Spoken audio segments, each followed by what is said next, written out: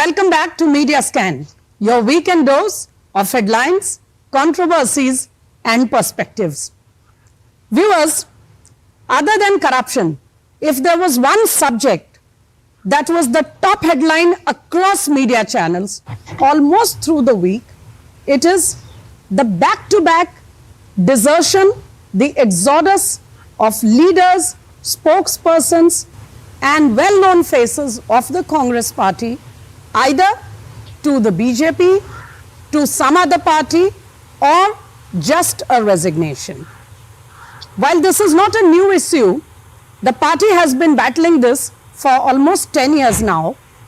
This quick back-to-back exodus has sparked off a lot of discussion and the obvious question, why is everybody ready to quit the Congress party, and most particularly those who are associated with its media department? To discuss this very interesting and hot issue here, we have Tom Vadakan, senior BJP leader, spokesperson, was associated with the Congress party's media department for many years. Namaskar, Mr. Vadakan. Welcome. Also to talk to us, Ratan Sharda, well-known author, is known to speak his mind and a researcher. Mr. Sharda is here with us to share his perspective on these developments. Namaskar. Welcome, sir. Namaskar. And Tehseen Poonawalla. You have heard him on Media Scan earlier. Feisty in his arguments, leans to the Congress party and its ideology. Welcome back, Mr. Poonawalla. And Mr. Poonawalla, my first question to you. There must be something essentially going wrong in the party, but since this is Media Scan, most particularly the communications media department of the organization, or else why would soldiers and warriors of the department decide to jump ship right in the middle of such an important election? I won't on your show deny that everything is fine and say nothing is wrong. Of course, the Congress party needs to introspect. Very young, very talented people are leaving the Congress party, so it is something that it should reflect upon. But there are two things. Principally, one thing about elections 2024 is this is now an election between Congress Rahul Gandhi and Congress Narendra Modi. Even your representative today on the show, my very dear friend Tom Vadakan, comes from the Congress. So it's Congress versus Congress in 2024. So whoever forms the government is going to be a Congress government in the center. The BJP promised a Congress Mukt Bharat. They have given us a Congress Yukt BJP. So gratitude for that. Now for the third thing.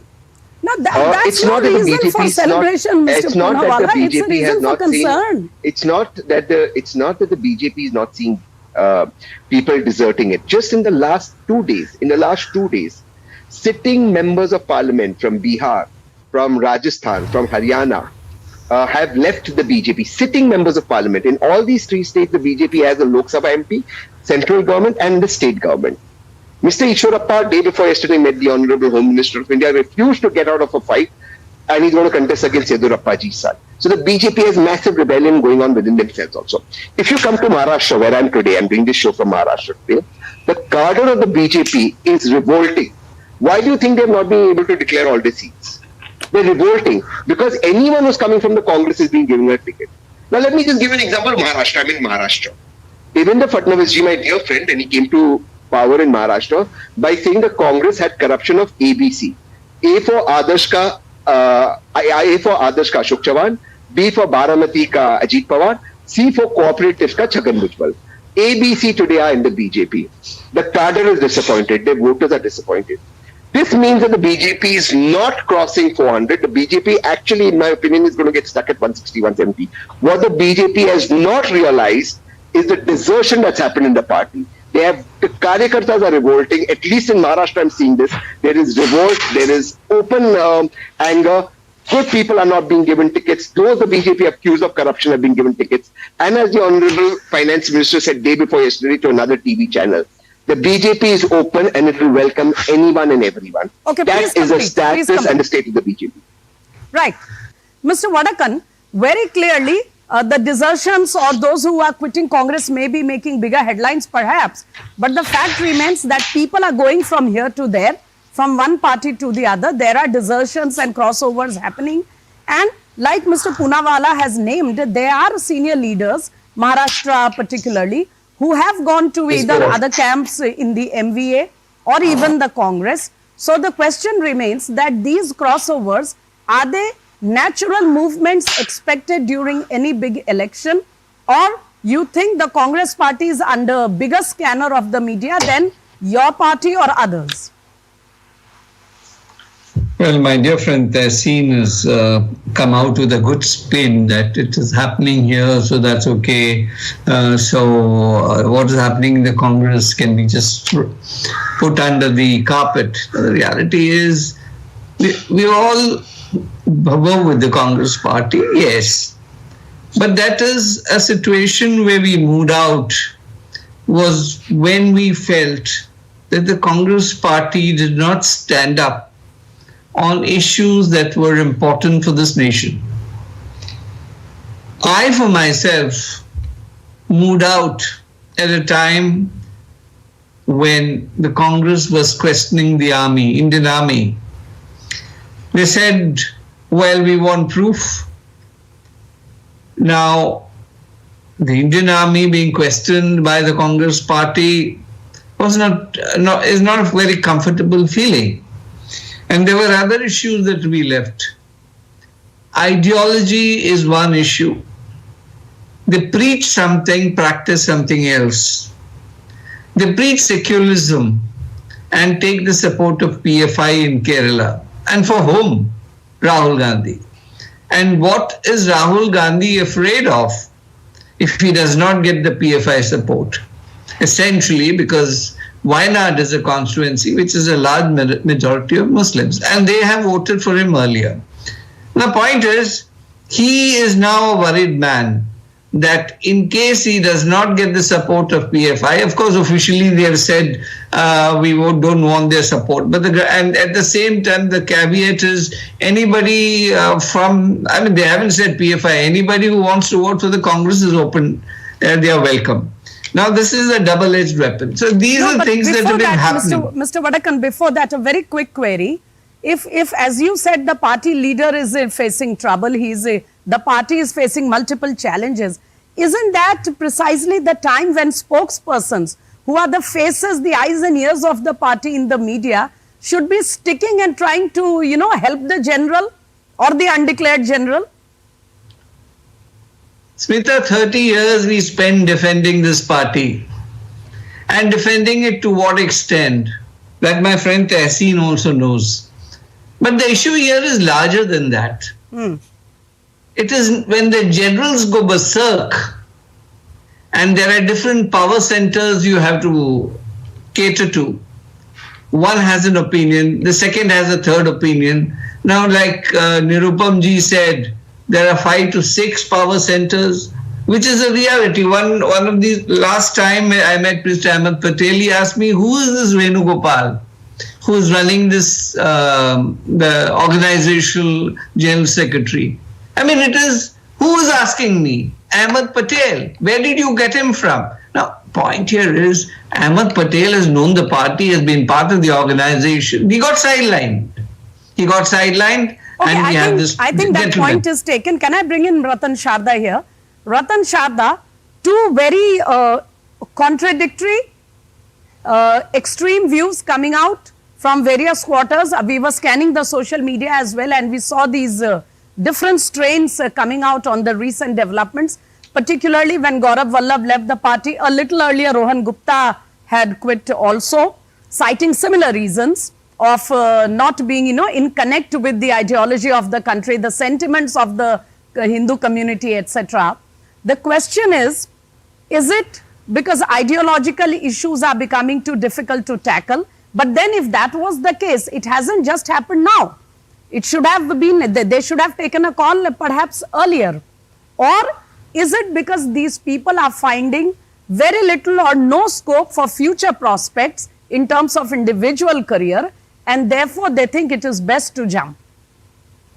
Smita ji, see, first of all, Let us talk of spokespersons. I've been studying Congress spokespersons for years because I've been around for years. They come out very polished in the initial stages. Then after a month or two, they slowly start losing patience and start shouting, making negative remarks and appear very negative. And while initially they were very good.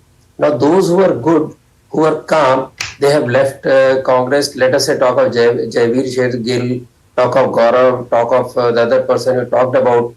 Of the people who are still active on the TV for long term, one is Tehseen Pulawala, who has the luxury of not being part of Congress, so he can make statements which allow him some room. While others don't have any such room, they have to stand by the leaders, whatever nonsense they speak, whatever negative thing they speak about. So one thing is that spokesperson cannot defend what is indefensible. They do that very heavy cost of their own conscience, and that is when they feel suffocated.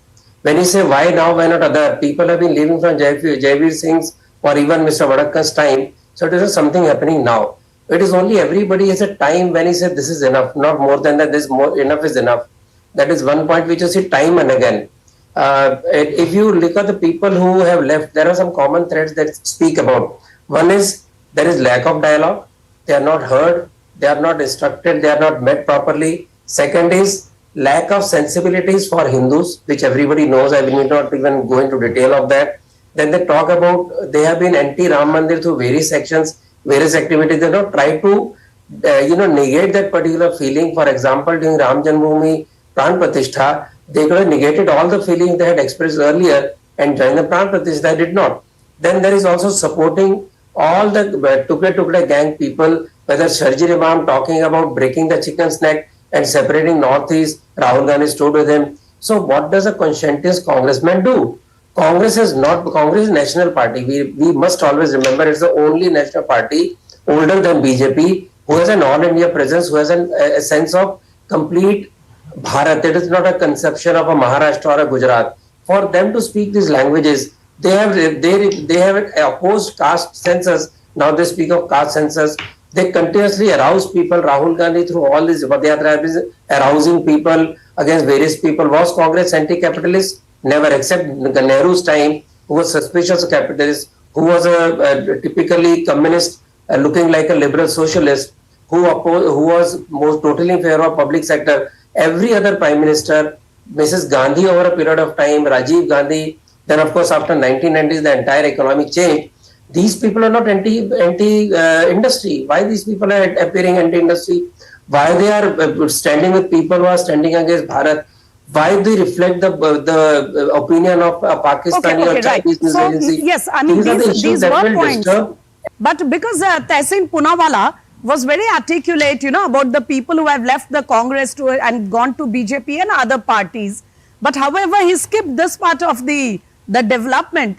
2 or 3 reasons, Tehseen Poonawalla, have been repeatedly cited by everyone who has quit the party in the recent times, most particularly articulate well-known faces associated with the media department. One is the ideological disconnect with the people, their thinking, their sentiments. The other being that there is a kind of a cabal which is ultra-left in its orientation, and it is not allowing centrist, reasonable voices to survive, and hence they have no option but to leave. And the third being the disconnect with the leadership, that is repeated requests for access to the party leadership and failure on that count. Please, please respond to these. So these reasons are genuine reasons. I can't say that these are wrong reasons. But before, and why should I on your show say that they're wrong? For example, somebody like Tom, who's so articulate, really so talented, and he's right. He fought very hard for the party. We shouldn't have let him go. I completely agree with this. I completely concede to this point. But look, people leave for various reasons. And I won't attribute motives. People leave for what I call the 3 Fs. Some leave for fear, some leave for favors, some leave for a better future. Tom is one of those who left for a better future. And there's nothing wrong in it. We are in politics. You want a better future for the country, for your state, nothing wrong. But let's also understand something. When you look at the Congress today, some of these who are leaving, some of these big names, they've been given clean chits after there have been cases on them. They've actually been extorted or blackmailed to come into the party. There are others who leave for other reasons. that does not mean the principal problem with the Congress should not be addressed. So I agree, it's too left. I agree with that. I agree that there's a coterie that does not understand real politics. I completely concede to these points. These are points. I mean, we really desperately need an Ahmed Patel. I agree to that. And Ahmed Patel was a magician. He was a hard-working person. And look at the Prime Minister. I oppose the Prime Minister politically, but he's surrounded by people who are politically very smart and suave. Whether it's Amit Shah ji, JP Nadda ji, Bhupinder Yadav ji. Look at the people we have on this side. They won't even win a society election. So these are problems that the Congress has inherited and has to get over. But it's not all of them are leaving for this reason. Now to the last point that you're making, I again come back to the point. The same people who are called liabilities, corrupt, who are called by the BJP accused of being a dynast, accused of BJP of being the ones who brought the Congress down, are today being welcomed into the BJP. So there is also a fundamental problem that the Congress is getting rid of some of these who the BJP termed as non-working assets. Now I'm not talking about people like Milind Deora. They're very, very good and we shouldn't have lost them. But some of them who the BJP went after, today they are in the BJP and the BJP is justifying it. So that shows how badly the BJP is affected. One last thing. Tom made a point about the Congress supporting the PFI. The PFI has been a banned organization. The Honorable Home Minister banned it. Is the SDPI. Again, I quote 29 September 2022. The Election Commission says they are waiting for the Home Ministry to give evidence against the SDPI. The Home Ministry is in power, Amit Shah ji. The state government is Kerala government. Please ban it. Who stopped them? If from September 22 till today, the Home Minister hasn't found evidence, why are you blaming the Congress? The Congress has gone on record, its leader of opposition, saying we don't want SDPI support. So why are you bringing the SDPI in? Who is the SDPI benefiting? I'll ask benefiting that. the BJP. Mr. Vadakan, this is on facts. While the PFI was banned and there was a big crackdown on the PFI cadres, the Election Commission did not go ahead and ban the SDPI. So it remains a registered, valid, a bona fide political party as of today. However, on the other question, the larger issue that Mr. Poonawalla was raising, have you been able to really, give the space and the profile to people who quit the Congress for a better future, which by itself is no crime, is one. And the second is the question about, being blackmailed because there were cases against them and they had no option. And as somebody commented tongue-in-cheek on social media, did they have to come because you gave them an offer they could not refuse? Well, I have heard Tehseen very closely and I've known him. Interestingly, this issue about PFI and SDPI, the SDPI is the political wing, but there's a dual membership. Many of the PFI members are also members of the SDPI. Let me put that on record. Secondly, the High Court in Kerala has clearly said that the SDPI is an anti-national organization. They are mentored, protected, and they protect terrorists. This is a statement coming out from the Kerala High Court. Now, Tehseen will ask me then, why don't you ban them? Now let me put the record straight. It is not for the central government to ban an organization. It is for the state government, because it's basically a state government issue, law and order. It is for the state government to tell the Election Commission, look, enough is enough, please ban them. You it mean is the then Kerala government did not do the due diligence which will facilitate the EC's banning the party? They didn't do it because it is in their self-interest that they cash the appeasement and they believe that if they do something against them, their vote bank will be affected. But these are things that they have been doing. And the support that came from SDPI was a very big surprise. In the first instance, Rahul Gandhi, who talks about secularism, should have said, look, we don't want your support. Look at the statement coming from the Congress. I mentioned it earlier. They say, well, we don't want SDPI support. But those who want to vote for Congress are welcome.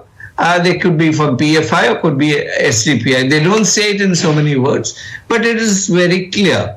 Now, as to the question, one more, let me complete this. Yes, please complete. The question of greener pasture is not the story. I walked out in sheer frustration one evening when I realized I was being questioned by people wherever I go. You speak such and such thing about on television for Congress. But isn't this a reality that you have not realized? And this, because you are a face in television, people approach you and ask you questions. My social positioning was getting bad because they were asking me questions which was correct, which was intelligent. Right. And when I had to react to it. Yes, sir. Let me take that to Ratan Sharda. Mr. Sharda, 2-3 things. One which I had briefly mentioned in my opening remarks, and that is, it is that much more difficult for the people who are associated with the media of the party, because it is they who have to articulate the views and get the brickbats, because they are there in front, on the screens, in newspapers, on digital platforms, etc. But beyond that, as Mr. Vadakan was saying, not everybody may be looking for greener pastures. It is the sheer frustration. But then we know that when it comes to people who have joined the BJP after leaving the Congress, which is of course a very big list of names, now the BJP people, they are ideologically aligned with the ideological font, the Rashtriya Swayamsevak Sangh. Even those who are not, they are, they are with the BJP because they feel associated and close to a certain ideology. Does it help the BJP's cause, particularly when the party is so confident of such a good victory, to start having everybody who is willing to come? And do you not think that this can lead to a certain dilution in the ideological expression, or perhaps in other matters? See, those who are corrupt who came to BJP, I'm not going to defend them, nor I'm going to defend BJP for that. Is Tom Vadakan's job. My view is that those who had no axe to grind, who were not in election politics, who were background people, if they resign, Congress has to, retrospect very strongly. And those who had no corruption charges, like even Tehseen agrees, people like Milind Devrat, many others, Jaiveer Shinghil, etc., who were face of the party, if they leave, you have to worry. You can keep on negating, saying if BJP took up, it has become washing machine. BJP will see what to do. See, there are leaders like Himanta Biswa Sarma, who was treated very badly. He came to Congress, he has become a shining politician, one of the best in India today. Are you going to say that he came to BJP to save his skin? He could have saved his skin in Congress also. So he left because he saw that he has no respect in the party. He cannot grow in the party. This suffocation that I cannot grow in the party, I cannot grow in the... See, these people who left were there in the Congress in 10 years of wilderness. They were not, some fly-by-night operators who parachuted into Congress. They were there for long haul. And then why would they leave? And as far as PFI SDP is concerned, why don't ban? They said PF is not banned. PF is banned properly with all the evidence. SDP term will also come. So when you keep on trying to play those points that BJP is not doing this or that, BJP does it the right moment. It does its own pace, like it did for SDP and other organizations. It will do it. But point is, are you understanding that there is a serious ideological issue? There is a serious, communication gap. There is a serious gap between the traditional congressmen and the congressmen who are parachuted, who belong to loony left. Unless you agree to that, unless you agree that your secularism is totally proven to be anti-Hindu, totally proven to be appeasement to the extreme elements in Muslim society. If I were 1920, Congress has been appeasing the wrong kind of Muslims. How many educated modern Muslims have been become a face of Congress? No, right from the 20 Mopla incident to all the steps that you take on, the modern Muslim was left out. Jinnah I think it's good that we have Tehseen here. Perhaps he can throw some light on this, because Mr. Sharda, I have just less than a minute left on the show with me. Tehseen Poonawalla, very quickly in 30 seconds, if the Congress is so worried and so concerned with the welfare of the minorities, particularly the Muslim population, why don't well-known, well-thinking, right-thinking Muslims, as Mr. Sharda was pointing out, educated people like to be associated with the party? Is that a problem? Yeah, there is a problem. Mr. Sharda is right that where the Muslims have an option, they don't vote for the Congress. They're voting for the regional party. That I agree. I also agree that to the point that some of the current Muslim leaders in the Congress are absolutely, for lack of another word, non-serious. And that is a thing. So the Congress must find people with gravitas. But I also think that the Congress is not a Muslim party or a Hindu party. The Congress is the original nationalist Hindu party, which is the centrist party that tracks all sections. So rather than trying to reach out to Muslims or reach out to Hindus or reach out to Sikhs or Christians, the Congress must reach out to Indians, as Gandhi ji, Nehru ji, Indira ji did, Vallabhbhai Patel did. Rahul Gandhi should only reach out to Indians, and everyone will gravitate towards the Congress, because the Congress is a natural centrist party, and therefore the gravitational pull of the Congress will attract the entire population of India towards the Congress. Fine, fine. I think we'll have to end it there. We have just, completely run out of time. Thank you very much, Tehsing Poonawalla, for sharing so honestly your perspective on all that is going on in the party, particularly the media wing. And we'll get back to you on this and other issues later. Also, thank you very much to Ratan Sharda, senior author, well-known face of the television, speaks his mind clearly, and Tom Vadakan, who found the time in the middle of an election to speak to us. Thank you, sir. Not everybody who leaves a party does it for individual reasons or for greener pastures. There are serious, more substantive, ideological concerns, issues of frustration which compel them to do so, and it may not help the Congress party to dismiss these desertions as simply people who are looking for greener pastures and doing it for selfish reasons. That's a lot of food for thought for the Congress party and the entire political system. On that note, it's a wrap up on Media Scan this evening. But do connect with us again next weekend. Till then, namaskar.